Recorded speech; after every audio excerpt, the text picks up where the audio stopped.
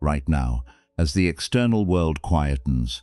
Your mind might be engaged in a silent, agonizing calculation, measuring the uneven landscape of your own life against the polished, seamless trajectories of the people around you. You might be carrying a dry, burning exhaustion that comes from continuously checking an invisible social clock, watching peers cross major milestones while you feel permanently stranded behind a phantom timeline. There is a specific, quiet bitterness that forms when you look at your own hard-won achievements and find them small, jagged, and insufficient compared to the manicured success on display across your digital feeds. You have been running a frantic, solitary race against an unyielding standard, treating your own slow, unglamorous pace as a humiliating proof of inadequacy. Maybe you have felt this too, this midnight panic that you have somehow missed your season, and that your peers are moving through a brilliant, sunlit orchard while you are left stumbling through the brambles in the dark.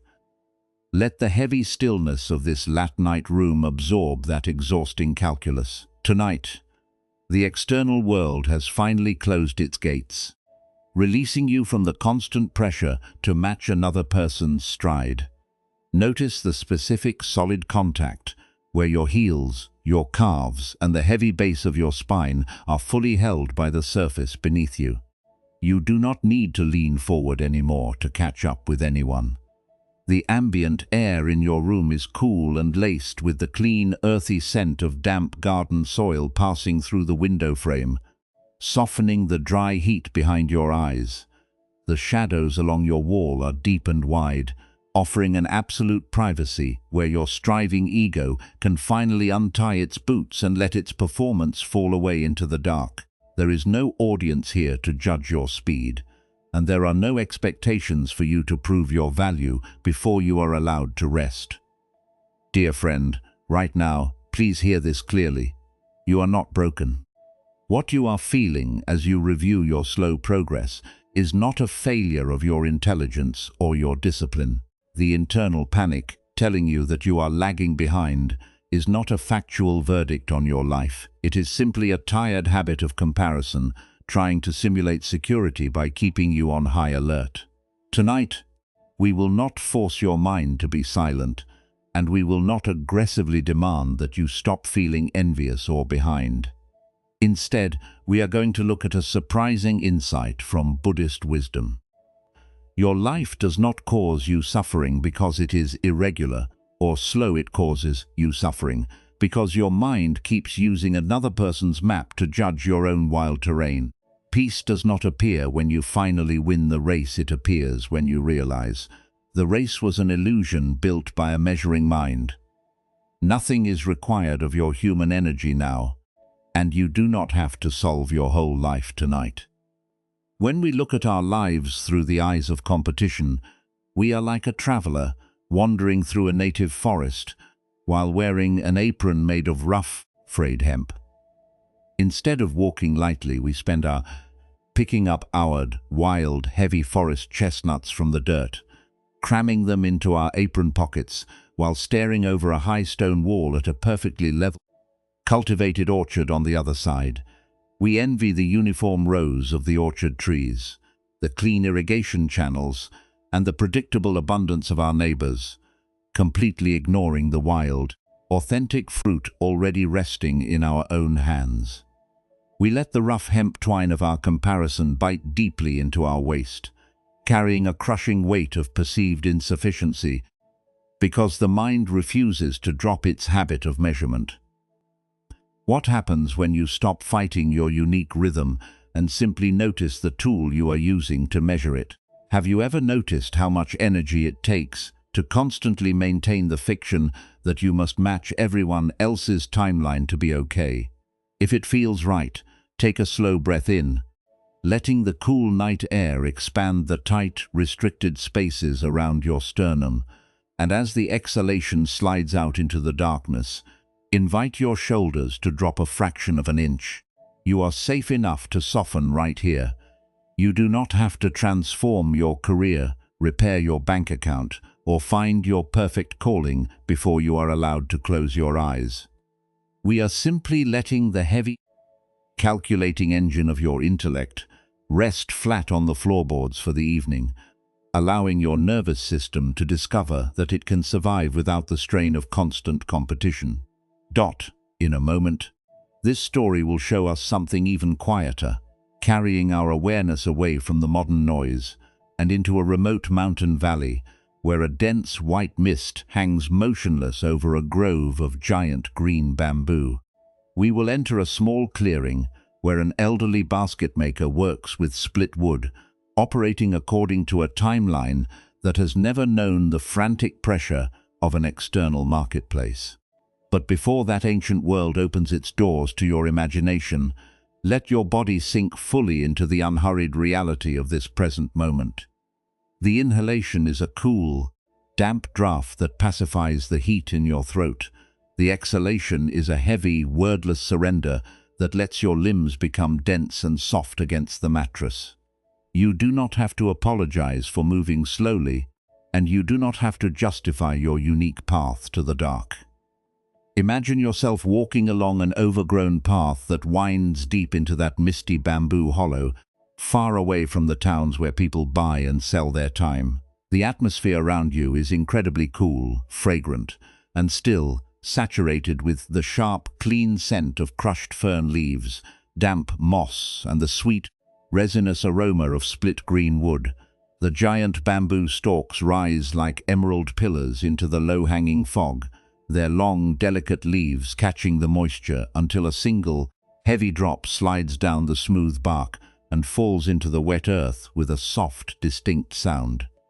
There are no clocks here to tell you that you are late, and there are no polished stone walls to divide one person's wealth from another's. There is only the grounding texture of the damp mountain soil beneath your feet, and the steady, rhythmic cadence of your own unhurried breathing moving through the silence. With every step you take along this bamboo path, you are choosing to leave the exhausting comparisons of your everyday life behind you in the valley. The white fog wraps around your frame like a protective shield, isolating you completely from the digital screens and social scorecards that have kept your mind in a state of chronic defense all day. You are moving toward a sanctuary where your irregular, unpolished journey is not viewed as a mistake, but as the natural manifestation of your own organic season. At the edge of a rushing mountain stream, where the water flows over smooth grey boulders, a small, low-roofed workshop built of rough timber reveals its interior, illuminated only by the soft, green-tinted light of the forest dusk. It is here, surrounded by the smell of raw fibers and the sound of running water, that you are invited to sit down, allowing your tired spirit to finally step out of the race. The soft green twilight of the bamboo hollow deepens into a profound, velvety shadow as you step completely over the threshold of the low-roofed timber workshop. Outside, the clear mountain stream rolls over its smooth grey boulders with a continuous, liquid murmur that seems to wash away the sharp, frantic static of the lower valleys. Inside, the air is thick, refreshing, and rich with the vibrant scents of split green bamboo, crushed fern leaves, and the wet, earthy perfume of damp moss clinging to the foundational stones. Piles of long, flexible willow switches and split wooden ribbons lie across the earthen floor like pale, curled shavings, catching the dim amber glow of a small oil lamp that hangs from a central rafter. In this quiet sanctuary, the relentless pressure to perform, to match a specific pace, or to defend your status among your peers is completely unknown, replaced by the slow, organic rhythm of hands working with raw earth and forest fibers. Here we find Taran, a young man who spent his days gathering fallen wood along the lower slopes of the mountain ridge, his mind locked in a state of perpetual, burning exhaustion. Taran did not suffer from absence of diligence. He suffered from an unceasing habit of internal measurement. Every evening, as he carried his small, crooked bundles of wild firewood toward the village market, he would stand at the edge of the main road, watching the massive, perfectly straight timber rafts managed by the wealthy valley logging teams as they floated effortlessly down the deep river channel. He would look at their uniform, massive logs, see the swift efficiency of their horses, and then look down at his own irregular knotted branches with a deep wave of personal humiliation. He felt permanently stranded behind an invisible timeline, believing that because his progress was slow and his materials were modest, his entire existence was a shameful failure compared to the brilliant, accelerated lives of those around him. This constant comparison had turned Taran's daily labor into a bitter, frantic race. He walked through the forest with a rigid, unyielding posture, his jaw tightly clenched, and his eyes scanning the path not to appreciate the trees, but to calculate how his harvest would look when measured against the wealth of his neighbors.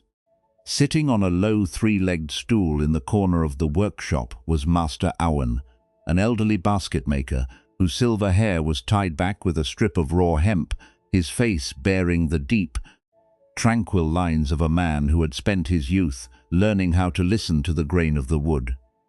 Master Awan did not offer a formal greeting, and he did not ask Taran to explain the heavy, anxious cloud that hung over his brow.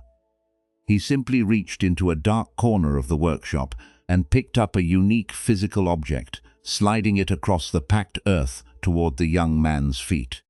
The object was an old hand-woven willow basket with a highly irregular shape and a splitwood rim that had been repaired with rough fiber cords. Unlike the pristine, symmetrical containers sold by the merchants in the city, this basket was visibly asymmetric, its woven sides bulging unevenly where the willow rods had resisted the craftsman's hands.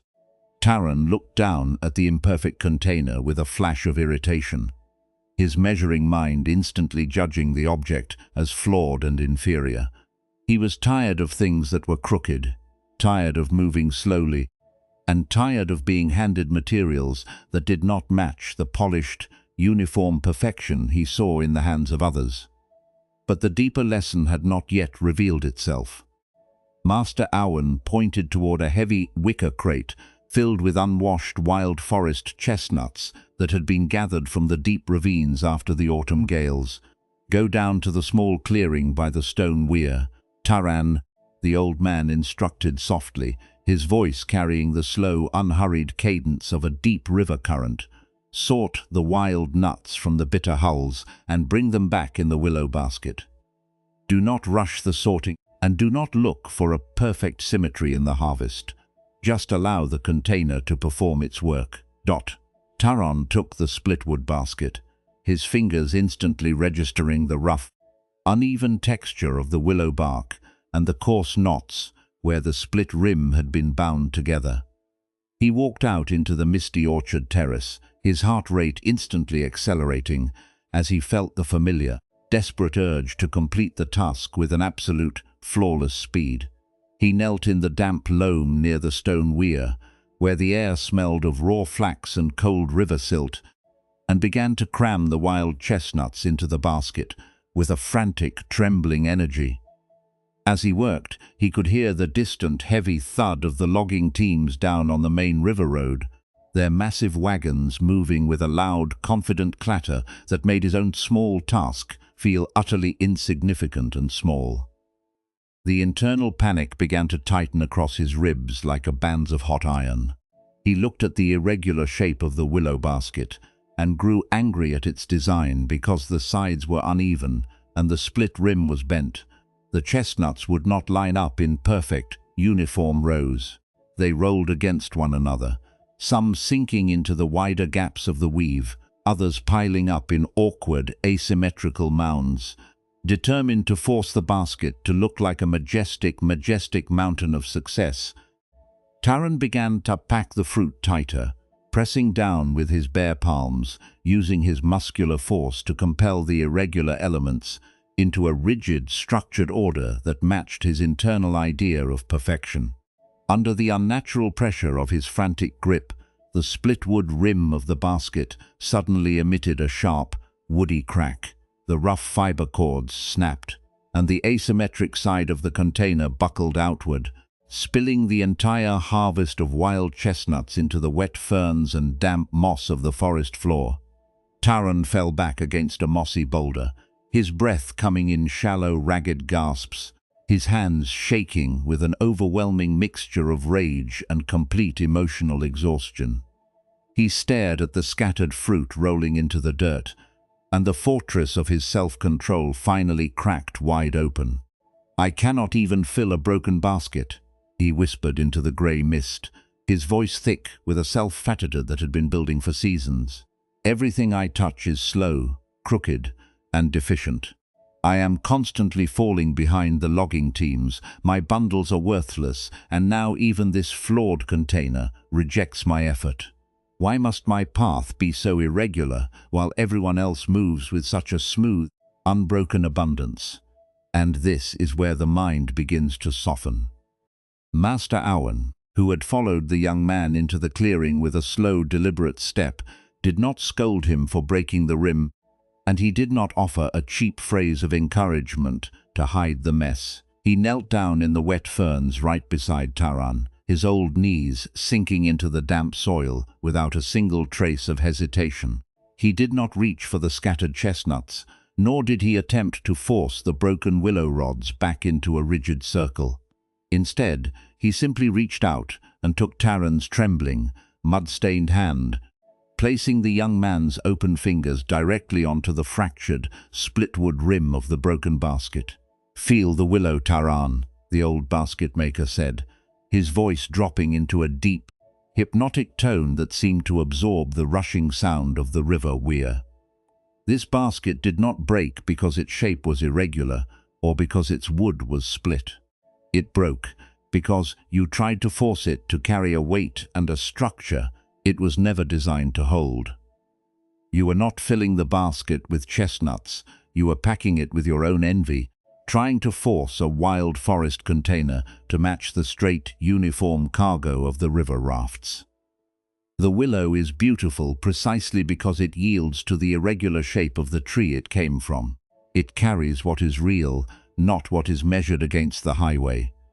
The old man turned the basket over in the grass, showing how the flexible gaps in the uneven weave were the exact elements that allowed the wood to breathe, absorbing the natural moisture of the damp moss without rotting from the inside. Taran sat perfectly still in the green twilight, his fingers remaining resting against the cool, splintered edge of the split rim. He took a slow, deep breath of the air from the weir, letting the scent of wet flax and green sap pass past his throat and settle like a grounding stone in his stomach. He looked at the scattered chestnuts lying in the ferns, and for the first time in his life, he made one small, subtle shift in his awareness. He stopped treating his slow, unpolished journey as a crime that he had to correct through frantic straining. He did not try to rebuild his broken posture, and he did not try to conjure an artificial feeling of confidence. He simply sat with the uncertainty of his broken basket, allowing the cold mist to rest against his bare skin without any defensive shield. He realized that his suffering was not born from the crooked shape of his firewood or the slow pace of his career, but from the relentless internal measuring tape he used to judge his unique existence every morning. The transformation he was seeking was not a state where he suddenly outran the valley teams and became the wealthiest merchant in the hills. It was the willingness to drop the ruler entirely, allowing his unpolished life to blossom according to its own organic winter. By choosing to sit empty-handed in the wet loam beside the old craftsman, the heavy illusion of being left behind began to lose its terrifying grip on his limbs, revealing that the wide, silent clearing of his own mind was already whole, independent, and completely unmeasured by the world outside. The sharp, woody sound of that fractured willow rim, collapsing under the desperate pressure of a forced perfection, echoes gently through the quiet spaces of your awareness tonight. As you rest in the deep shelter of your room, completely isolated from the frantic traffic of the outer world, The image of those wild chestnuts, scattered across the damp forest ferns, begins to work its way beneath the surface of your conscious thoughts.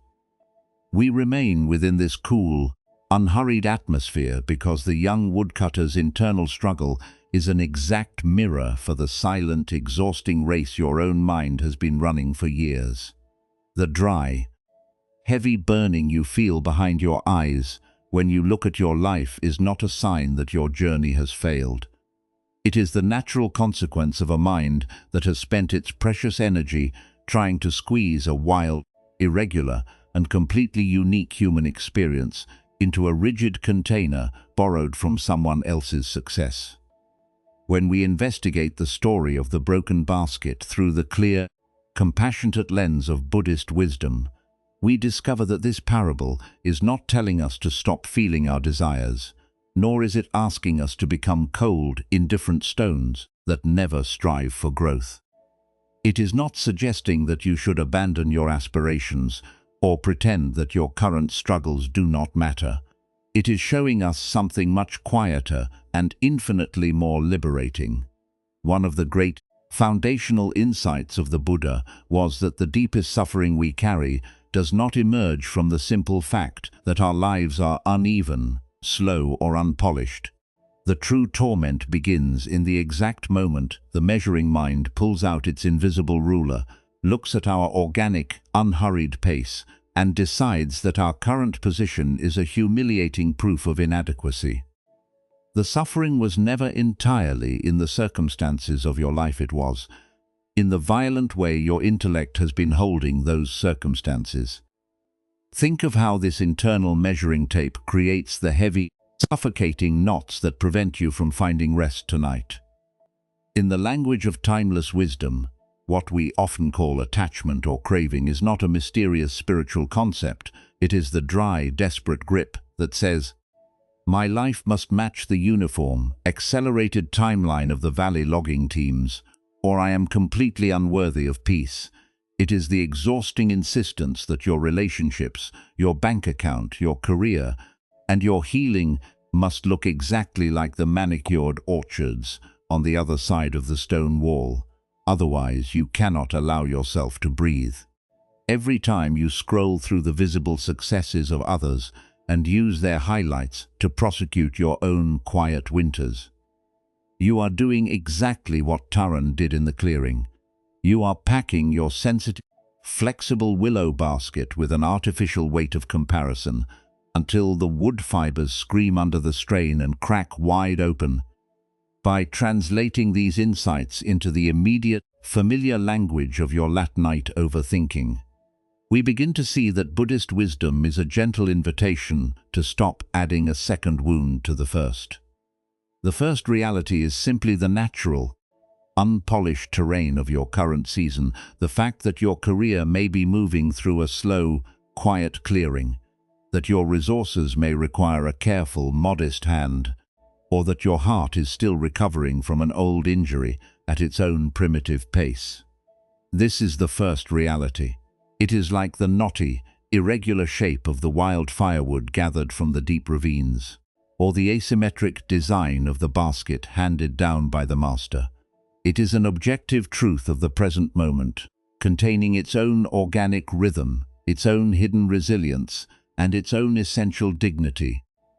You could not force that first reality to instantly match another person's timeline, because you do not possess the infinite power to dictate the growth of every tree in the forest. Nor can you compel your unique life to skip the necessary winters required for its ultimate maturation. But the true source of your suffocating midnight panic, the bitter clench that makes your stomach turn when you feel left behind, is the second wound. The second wound is the massive, jagged commentary your mind chooses to build on top of your natural pace. The first reality is moving slowly. The second wound is the internal executioner whispering that because you are moving slowly, you are a fraud, an imposter, and a failure who will eventually be left completely alone in the dark. The Buddha was not asking you to deny the challenges of your unpolished journey. He was showing you how to stop using those challenges as weapons to mutilate your own self-worth. And this is where the mind begins to soften. When we let go of the need to constantly measure our life, we are not giving up on our potential, and we are not disappearing into passivity. Letting go simply means releasing the extra, artificial struggle of comparison so that we can finally see the authentic fruit resting in our own hands. True mindfulness is nothing more than the spacious, unhurried capacity to see a thought of inadequacy arise in your forehead, to recognize it as a passing cloud of fear, and to refuse to give it your absolute obedience. You do not have to break your own willow basket to prove you are a dedicated traveler, and you do not have to turn your heart into a rigid iron box to protect it from the success of your peers. You can care deeply about your future while allowing your present moment to remain uneven, spacious, and completely unmeasured by the highway. As the slow, hypnotic cadence of these words washes over the tired spaces behind your eyes, notice how the desperate urge to match another person's stride begins to lose its absolute authority over your nervous system. You are the wide, dark forest clearing that can hold both the wild, knotted branches and the deep white mist without losing its essential, grounding peace. You are the solid earthen floor of the workshop that supports the irregular willow wood without demanding that it become a perfectly straight timber raft.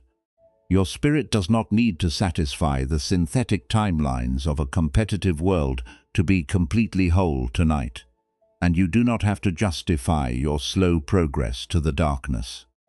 By choosing to let the measuring mind drop its ruler flat onto the floorboards, you allow the artificial momentum of your self-diminishment to run entirely out of fuel, returning home to a quiet, spacious awareness that has never been left behind by anything.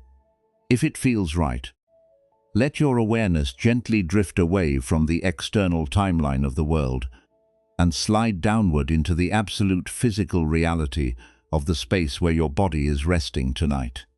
There is no longer any need to calculate how far you have traveled, and there is no requirement for you to justify your current speed to anyone, least of all to yourself.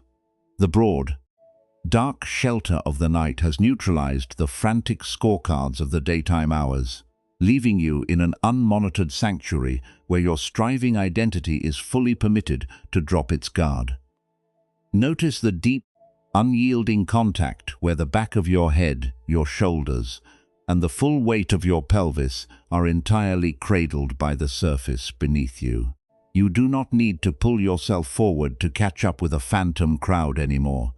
The air entering your room has grown cool and spacious, bearing the clean, grounding scent of damp earth and nocturnal quiet, slowly cooling the dry friction that has kept your forehead tight since the morning.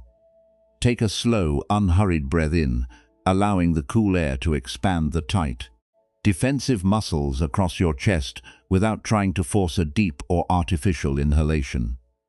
As you let that breath slip softly back out into the dim room, invite your lower jaw to release its historical clench, letting the tiny, highly vigilant networks around your eyes and across your temples go completely slack. Perhaps, if you tune your attention internally, you might detect a specific dry tightness resting right behind your sternum, or a subtle, burning ache that feels like an overextended muscle that has been straining to keep up with an invisible pace. This is the somatic trace of your comparison habit, the physical footprint of a mind that has been sprinting on a treadmill of social measurement, while treating its own authentic season as a mistake. There is no need to change this tightness tonight, and there is no command for you to force the heavy feeling to vanish.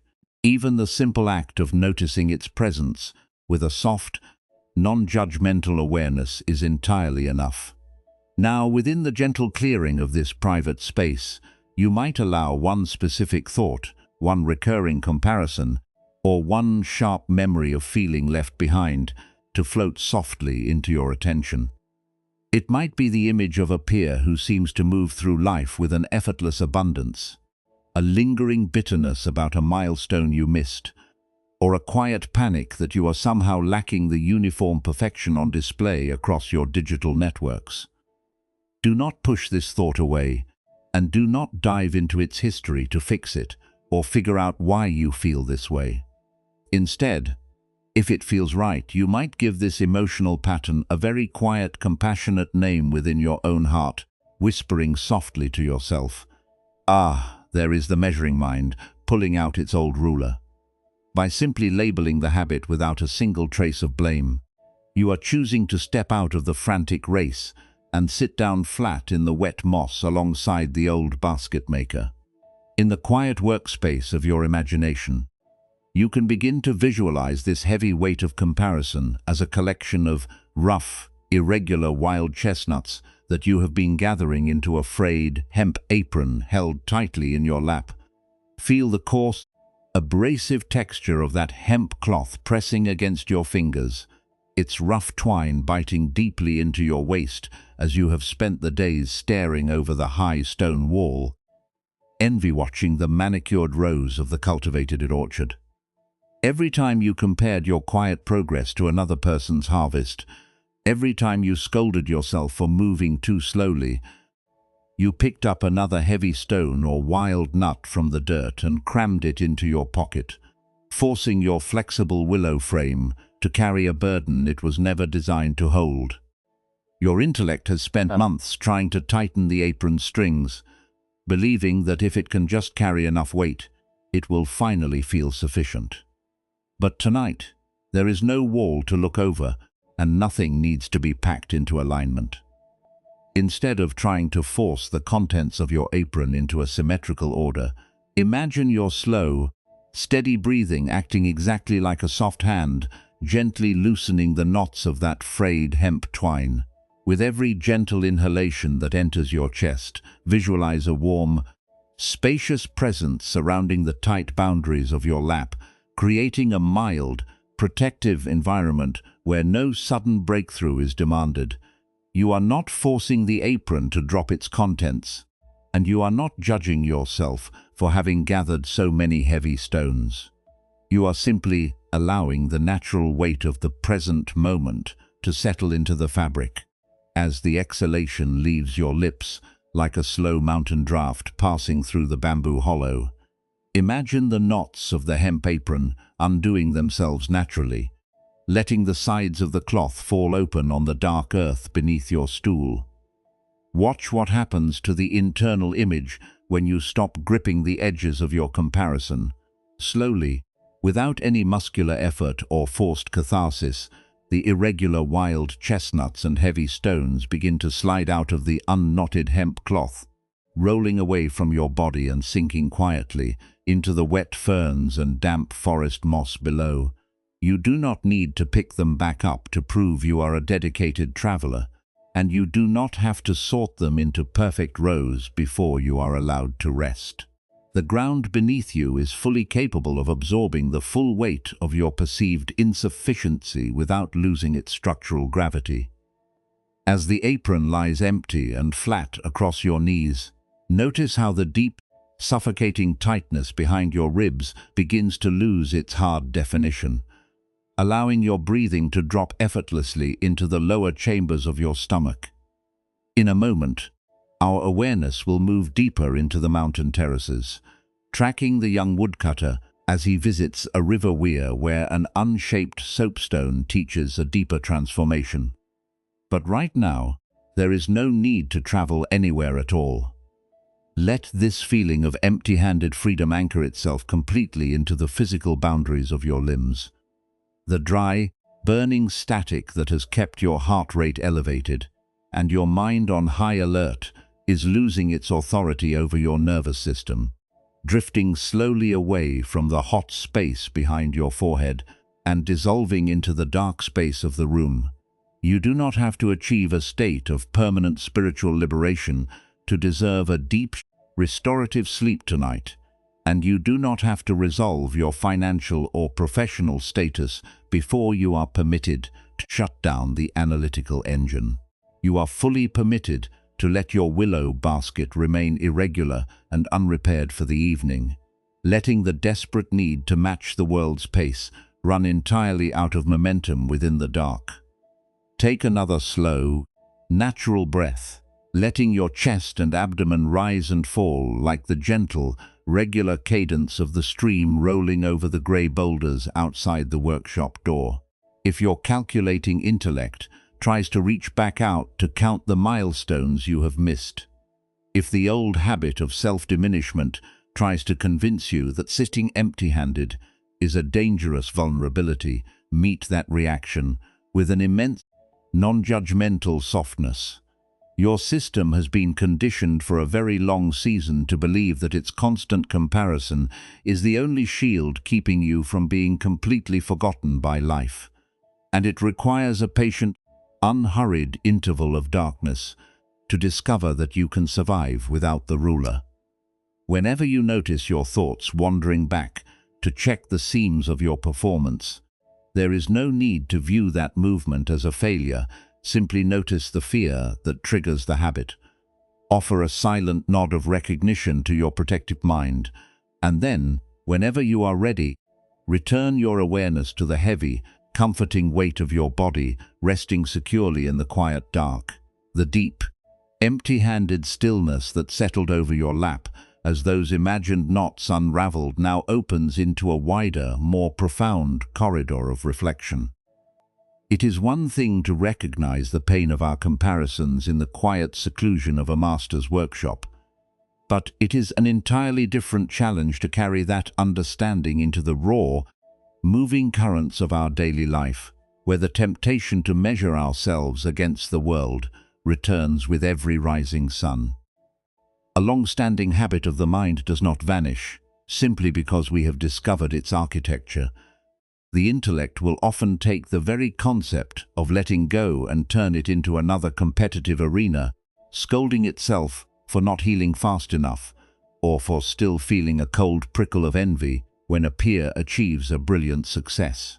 To see how this subtle, deeper transformation truly unfolds within a human system, we must follow Taran as he leaves the quiet bamboo hollow and walks further up the mountain terrace, arriving at a place where the mountain waters break violently against a heavy stone weir. The air at this higher elevation is sharp, cold, and intensely alive, filled with the thunderous, mist-laden roar of a mountain river cascading over a massive, hand-laid barrier of dark river rock. The atmosphere here is saturated with the pungent, clean aroma of raw flax soaking in the shallows, the damp mineral scent of grey river silt, and the biting cold of an unceasing glacial current. Along the banks of this rushing weir, where the spray coats every blade of river grass in a thin sheen of moisture, lived Sister Maeve, an old mountain weaver whose eyes held the steady, unblinking patience of the river itself. Her task was not to weave the delicate, dyed silks favored by the courtiers in the capital, but to transform the tough, irregular stalks of wild mountain flax into a coarse, resilient cloth that could withstand the bitter high-altitude winters. When Taran arrived at the edge of the weir, his mind was still vibrating with a quiet, residual panic. He had learned from the basket maker that his irregular life was not a defect. Yet as he watched the great timber rafts float past on the main channel below, the old internal engine began to grind its gears once more. He saw the village weavers down in the valley, producing vast bolts of perfectly uniform white linen, moving their shuttles with a mechanical speed that produced flawless wealth. While here, on the misty terrace, Sister Maeve sat flat on a log, working with fibers that were knotted, stiff and stubborn. The old contrast rose up in his throat like a dry dust, making him feel that he was still trapped in a slow, inferior corner of the world. Sister Maeve did not stop her work to greet him, nor did she offer an analytical explanation for why she chose to live beside the roar of the weir. She simply reached into a wooden trough filled with damp flax and pulled out a unique physical object, placing it into Taran's hands without a word. The object was a small, unshaped piece of soft grey soapstone, its surfaces completely unpolished. rounded only by the constant friction of the river current and the slide of the weaver's palms. It possessed no sharp angles, no decorative lines, and no intrinsic value in the marketplace. It was an anonymous, dense weight, whose only purpose was to be pressed against raw fiber, to smooth out the tough, stubborn knots before the thread could be spun onto the bobbin. But there was still a deeper layer of the struggle that Taran had not yet witnessed. Sister Maeve pointed toward a bundle of wild flax that had just been dragged from the river silt, its stalks tangled with river weeds and hardened by the mountain frost. "If you wish to find your true stride, Taran, you must help me smooth this bundle," she said, her voice rising effortlessly over the thunder of the weir, holding a rhythmic clarity that felt entirely independent of the noise. "Do not try to make it look like the valley linen, and do not try to outrun the current. Just watch the fiber under your hand." Taran knelt on the wet logs by the water's edge, his fingers gripping the cold, unpolished soapstone. Instantly, the familiar mechanical urge to execute the task with a frantic perfection took control of his wrists. He laid a stalk of wild flax across a flat granite slab and began to rub the soapstone against the fiber with an aggressive, linear force. As he worked, his mind filled with a torrent of critical thoughts. He noticed how thick the knots were, how slowly the fiber yielded, and how far behind he was compared to the automated workshops of the valley. He believed that if he didn't force this wild plant to become perfectly smooth right now, the winter would ruin the harvest. His labor would be exposed as worthless, and he would remain a failure forever. He applied more pressure, his shoulder muscles tightening into an iron clench, his breath becoming shallow and hot against the river mist. He was treating the raw flax exactly as he treated his own life, as a stubborn, defective object that had to be beaten into compliance through sheer, unyielding willpower. And this is where the character of his struggle began to fundamentally shift. Under the unnatural, crushing friction of his frantic pace, the delicate outer skin of the wild flax suddenly buckled and split wide open, tearing the long internal fibers into a useless, frayed nest of green pulp. The unshaped soapstone slipped from his wet grip, clattering against the granite slab and striking his knuckle before rolling into the shallow mud. Taran froze, his hands suspended mid-air, a bitter, familiar wave of defeat flooding his chest. The old reaction rose up within him, the desperate impulse to curse his own clumsiness, to throw the soapstone into the rushing weir, and to run away from the mountain entirely to hide his shame.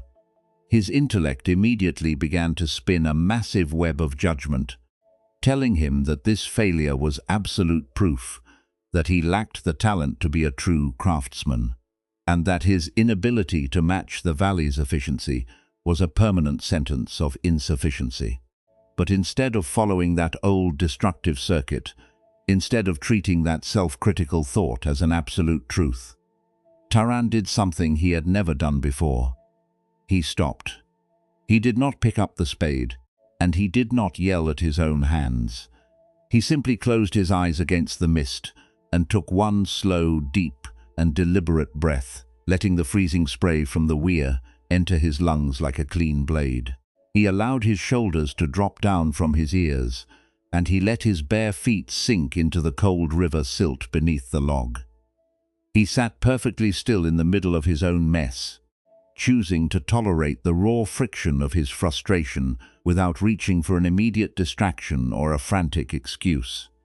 He looked down at the torn, ruined fiber, and instead of defending his ego or punishing his spirit, he offered a quiet, wordless nod of recognition to his own panic. He looked up at Sister Maeve, his eyes wet with the cold river spray. "I am trying to force the wood to be straight before it has even dried," he said softly, his voice no longer carrying the tight, defensive edge of the valley. "I am rubbing the stone so hard because I am terrified of being the only one left in the dark." Sister Maeve reached down and retrieved the unpolished soapstone from the mud, rinsing it in the clear, icy current of the weir. She did not offer a magical cure for his grief, and she did not pretend that the flax hadn't torn. She gently placed the wet stone back into his open palm, her touch holding the solid, non-judgmental weight of the river bedrock. "The soapstone does not work by crushing the knot, Taran," she said, her voice dropping into a low, soothing melody that seemed to ride upon the water. "It works by matching the irregularity of the fiber with its own soft density. You are tearing the flax because you are fighting the reality of its unique texture, trying to force a mountain plant to obey a valley timeline. Look at the river Weir. It does not ask the flax to move at the speed of the flood. The water flows, the silt settles, and the fiber softens only when it is allowed to soak in its own necessary season." What happened next changed the entire orientation of Taran's life. The young woodcutter did not try to clean up the ruined bundle, and he did not launch into a new campaign to prove his competence. He took a fresh, unbroken stalk of wild flax and laid it gently across the grey granite slab. He did not check the river road to see if the timber rafts were gaining on him, and he did not look at Sister Maeve for her approval. He simply let the unshaped soapstone rest lightly against the rough node of the wood, breathing deeply before each movement, letting the actual physical texture of the plant dictate the pressure of his hand. He allowed the stone to slide slowly, rhythmically, accepting the knots exactly as they were, without needing them to disappear instantly, to feel that his life was secure. He practiced a tiny, monumental discipline.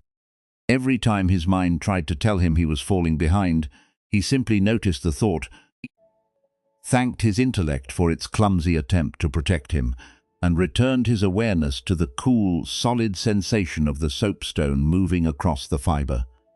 He stopped treating his inner doubts as facts, discovering that he could sit with the profound uncertainty of his slow progress without needing to mutilate his own heart with shame. The transformation was not a sudden, magical eradication of his sorrow. It was a subtle, beautiful shift in how he related to his own irregular rhythm, realizing that the vast, unruffled space of his true being was completely independent of the world's clocks, holding both the wild current and the unhurried craft in one unbroken piece. The thunderous roar of the mountain weir, where the unshaped soapstone gently meets the tough, unpolished flax, continues to resonate through the deep architecture of your awareness tonight. As you lie perfectly still, enveloped by the cool, dark sanctuary of your room, the image of that split, frayed bundle, learning to soften under a non-judgmental hand, begins to cast its light directly onto your own internal landscape. We trace this high-altitude current because the young woodcutter's desperate friction with the wild plant is an exact somatic portrait of the mechanical exhaustion your own spirit has been enduring for months. The chronic, burning panic that you have fallen permanently behind the world's timeline is not a definitive truth about your life, and it is not a sign that your capacity to grow has been broken.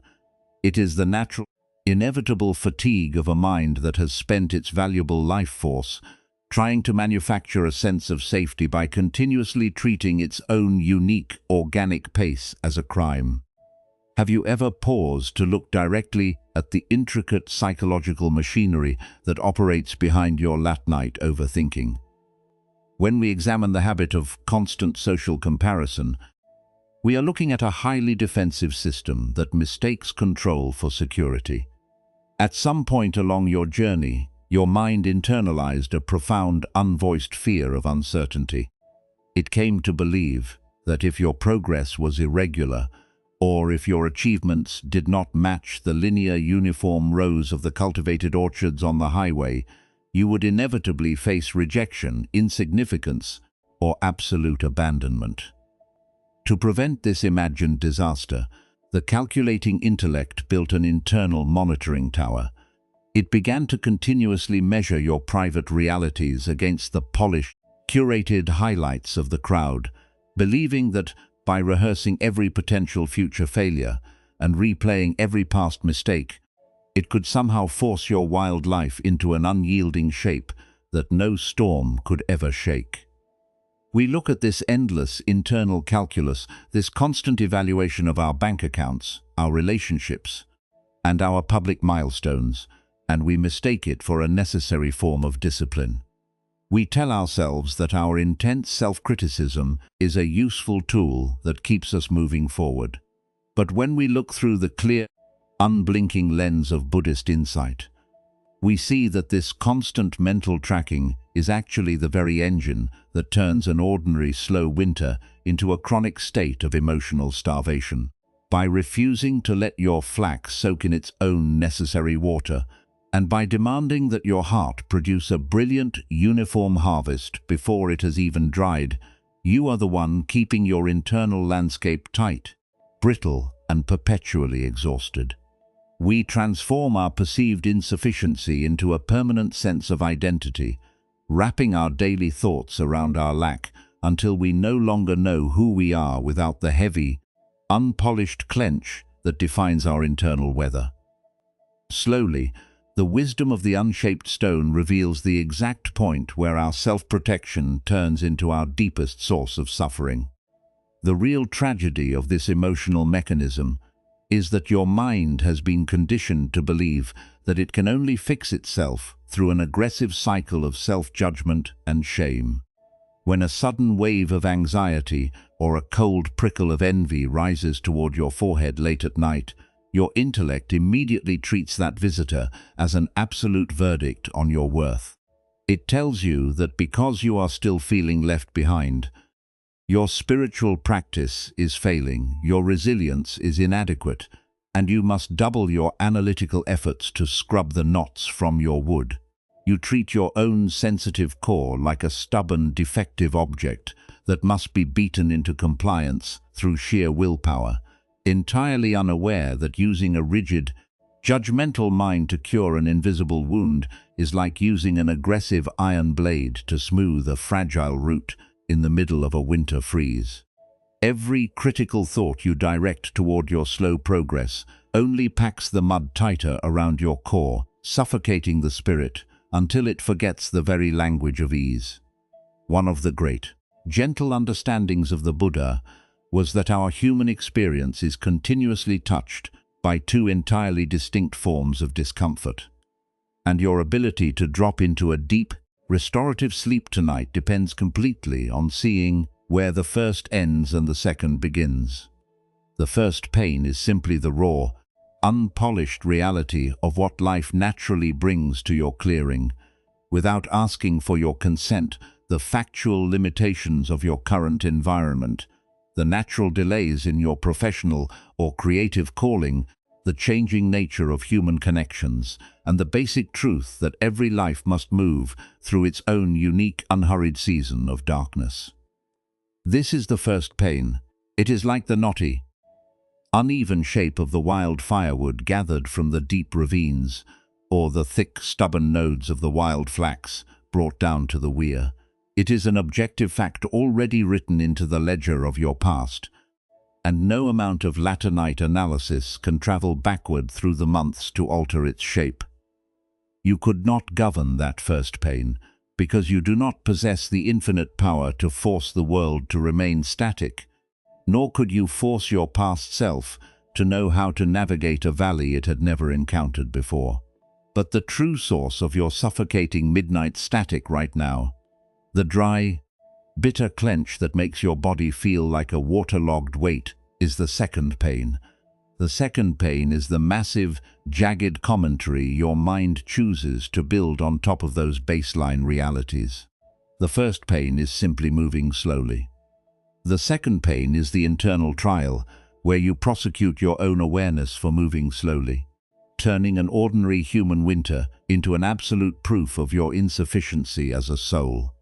The Buddha was not asking you to reject the raw challenges of your unpolished journey. He was showing you how to stop using those challenges as weapons to mutilate your own self-worth. And this is where the mind begins to soften. We cannot always prevent the changing currents of the river from touching our bank, because reality is inherently fluid, and beyond our absolute command.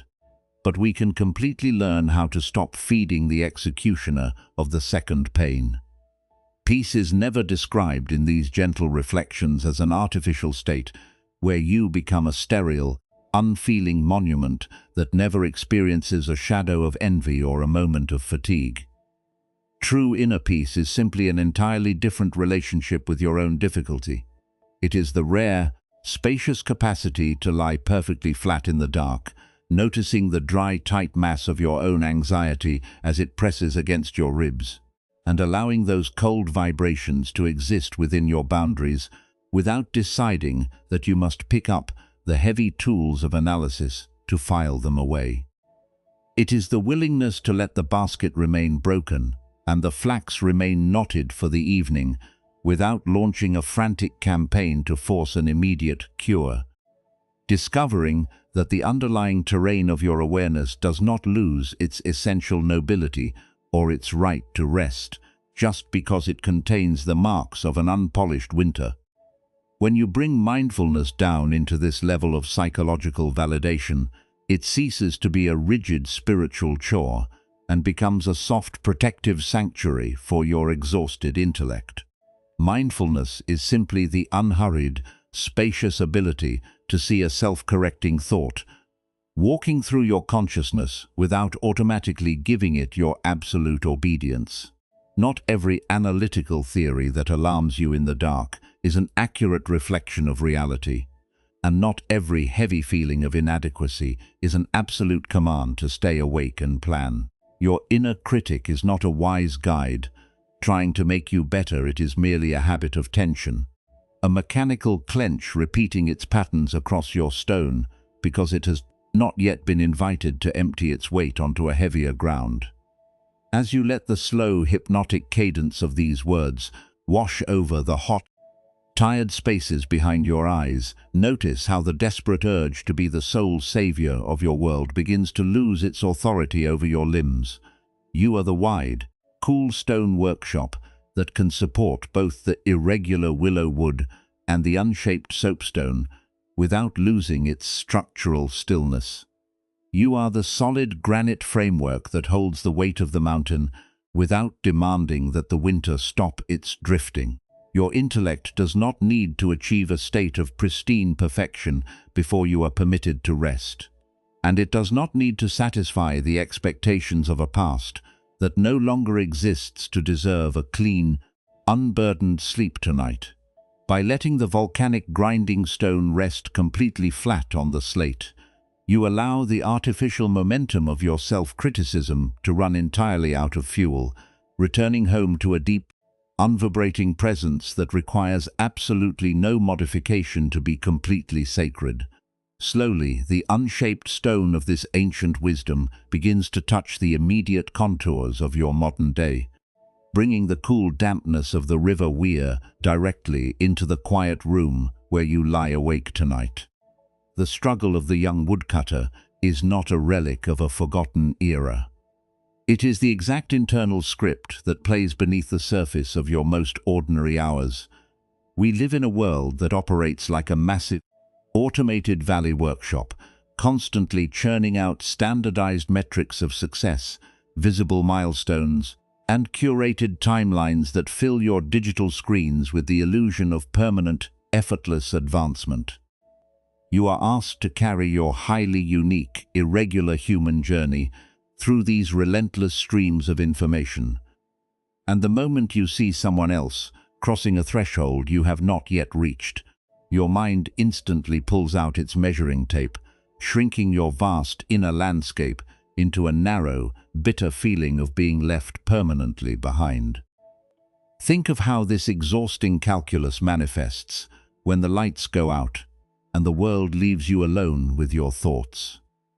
Might find yourself reaching for your phone in the middle of the night, the sharp blue glare illuminating your face as you scroll through an endless gallery of other people's orchards.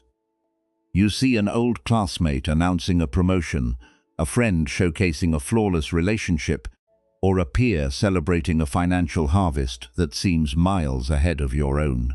In that silent flash of comparison, Your system does not register a simple piece of news, it registers a profound, existential panic.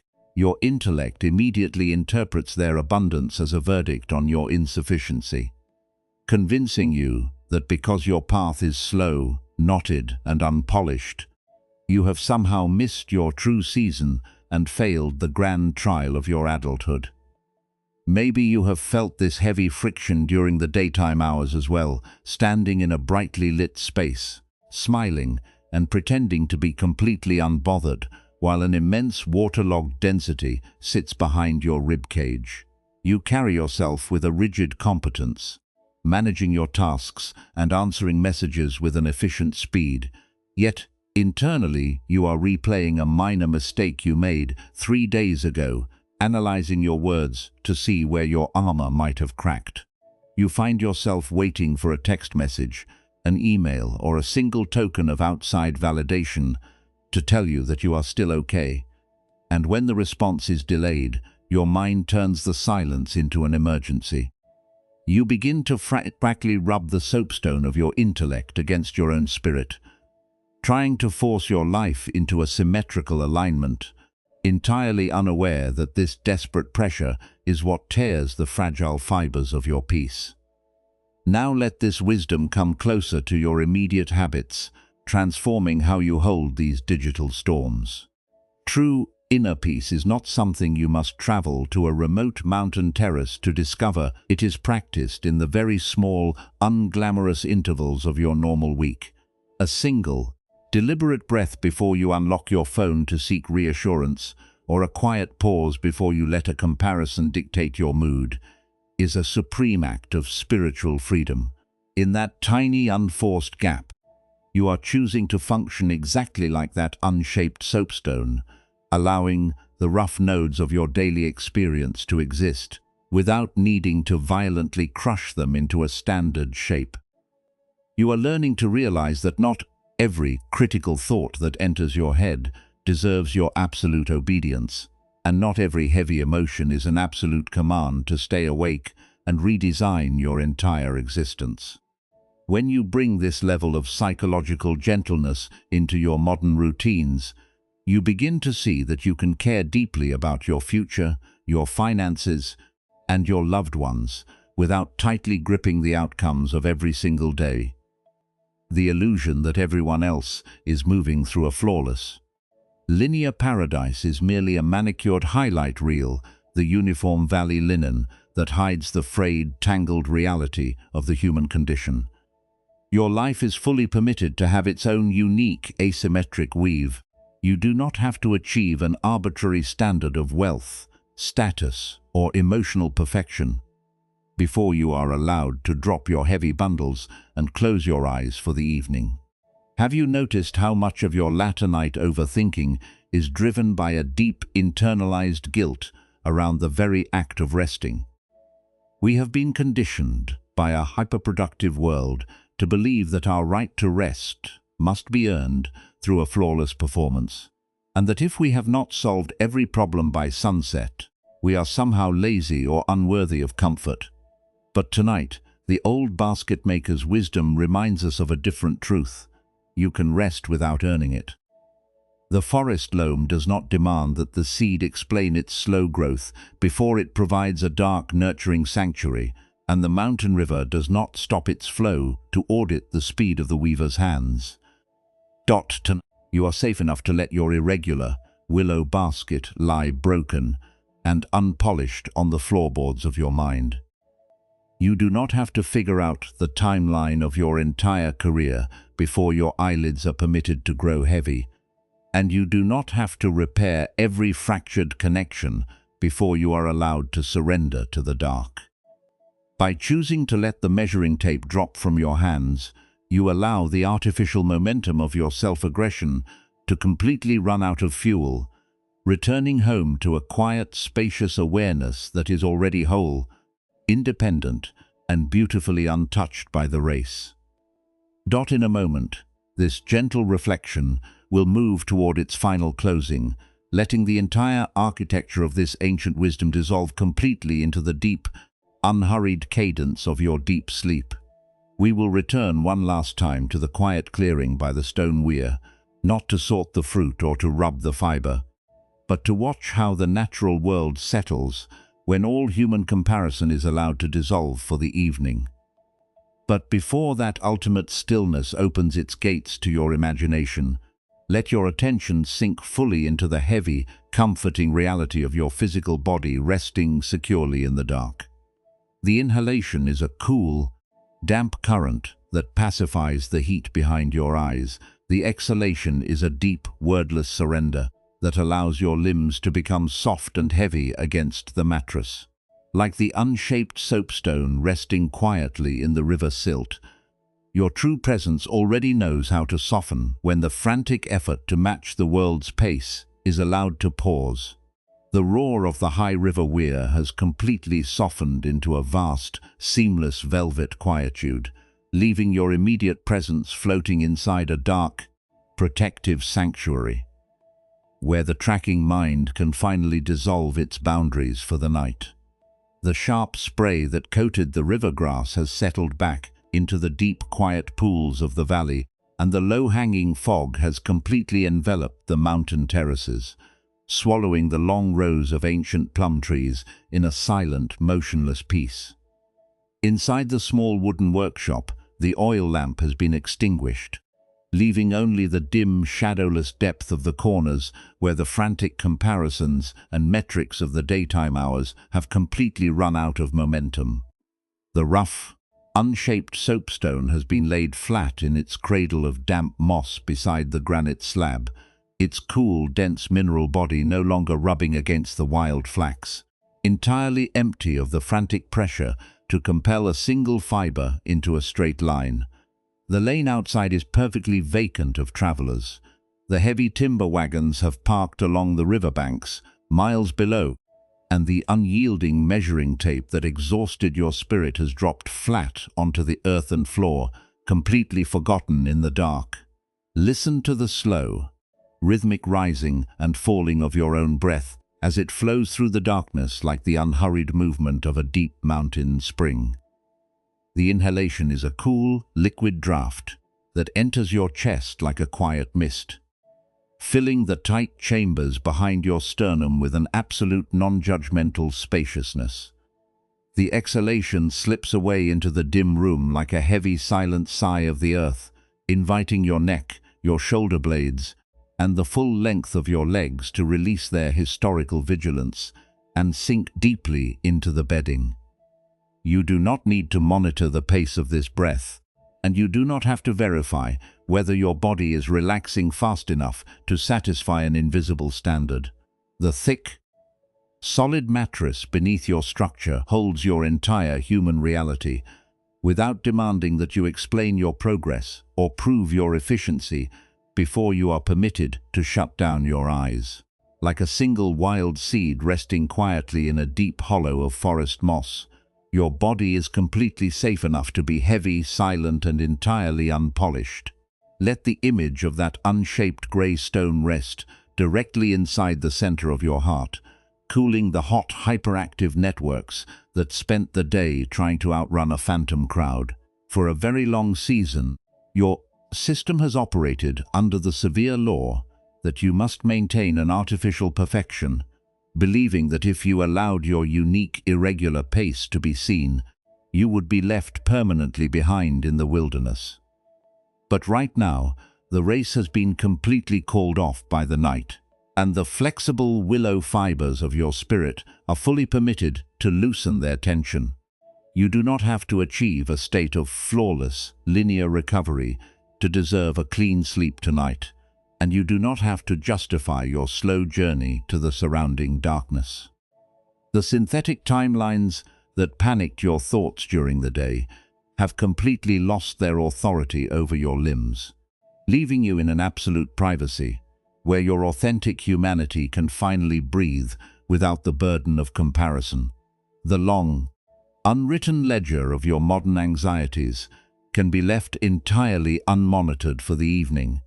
You do not have to solve the complicated equation of your career before the morning, and you do not have to force an immediate clarity into the relationships that leave your chest feeling tight and sufficient. The burning static of feeling not enough, the deep exhaustion of pretending to be okay, and the relentless habit of checking your progress against the landmarks of others can all be surrendered to the quiet gravity of this dark room. You are fully permitted to leave your life exactly as it is right now, uneven, unpolished, and completely open, trusting that the underlying awareness of your true being remains entirely whole, even when the external wood is still knotted and raw.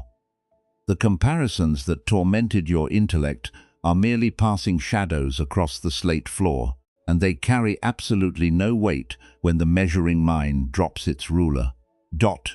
Take another slow, natural breath, letting your chest and abdomen rise and fall like the gentle, regular cadence of water dripping from a leaf into the mountain soil. There is no judge standing over your pillow counting the milestones you missed, and no cosmic ledger is tracking the speed of your transformation. You are allowed to be slow tonight, allowed to be uneven, and allowed to return home to a deep, unvibrating presence that has never been less than enough. The people you are trying to impress and the future you are terrified of managing are all held within the same vast, non-judgmental night that shelters your bed, completely independent of your analytical straining. You can let the spade drop from your hands, let the apron strings untie themselves in the dark, and let your whole system dissolve into a quiet, unmeasured rest that requires absolutely no modification to be completely sacred. As the latter night quiet deepens into an absolute, timeless stillness, imagine the long rows of the orchard and the rushing current of the weir fading into a single dark pool of spacious consciousness where no boundaries are drawn and no standard is maintained. The willow bark is cool, the unglazed clay tiles are silent in the mud, and your awareness can slide effortlessly into that same currentless rest. Your intellect does not need to achieve a pristine perfection before you are allowed to sleep, and it does not need to satisfy the expectations of a world it was never meant to mirror. The internal executioner that spent the day prosecuting your life through shame has completely run out of fuel, leaving only a broad, unblemished awareness that has been breathing beneath your armor all along, heavy, whole, and beautifully at home in the dark. And what if the true home you have been sprinting to find was never a polished orchard at the end of the road, but simply the quiet, unmeasured awareness that has been resting right here beneath your tired heart all along?